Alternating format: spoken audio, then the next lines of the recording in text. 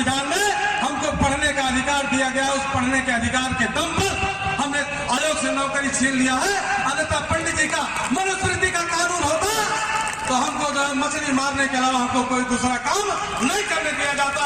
इसलिए बाबा साहब के प्रति हमारा कर्तव्य बनता है, बाबा साहब के प्रति हमारा दायित्व बनता है कि बाबा साहब के निर्देश को आगे बढ़ाने का काम करें।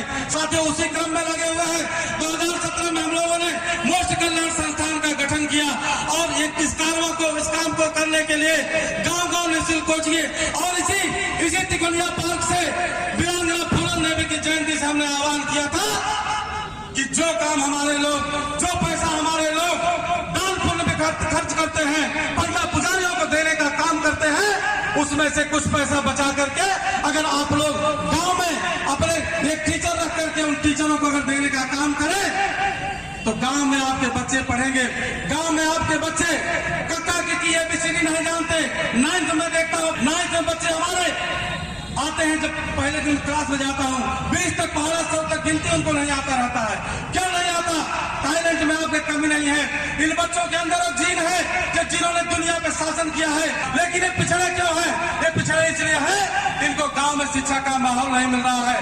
अगर आप शिक्षा का माहौल दे दीजिए इनको ट्रैक पे दौड़ा दीजिए, उसके बाद इनका मुकाबला कोई भी दुनिया में इनकी प्रतियोगिता इनका मुकाबला नहीं कर सकती।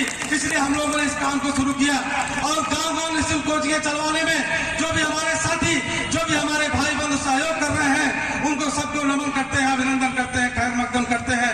हम तिकोनिया पार्क से ऐलान करना चाहते हैं, आह्वान करना चाहते हैं, आप लोग भी अगर अम्बेडकरवादी हैं, अम्बेडकरवादी खुद को कहते हैं, एक कोचिंग 2 कोचिंग चलाइए, शुरू कराइए।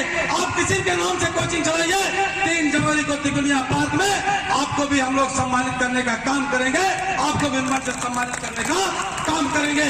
बाबा साहब के निर्देश को अगर आप वाकई बाबा साहब को मानते हो और हमारे जो लोग देवी देवता भगवान को मानते हो, मैं उनको बताना चाहता हूँ कि शिक्षा से बड़ा दान कोई दुनिया का इससे बड़ा दान और नहीं हो सकता। इसलिए आप लोग जो निःशुल्क कोचिंग हमारी चलवाई जा रही है, उसके लिए जो है जो कुछ हो सके, आप जिस तरह पंडा पुजारी को और लोगों को दान पुण्य करते हो, उस तरह से उन कोचिंगों में 10, 20, 50, 100 रुपया महीना आप दान करो, ताकि ये कोचिंग जो कोचिंग पढ़ा रहा है उसकी भी जो है रोजी रोटी आजकल का जो तमाम तरह के 4-5 हजार रुपए के मिनिमम खर्चे आज के डेट में उसका पूरा होना चाहिए।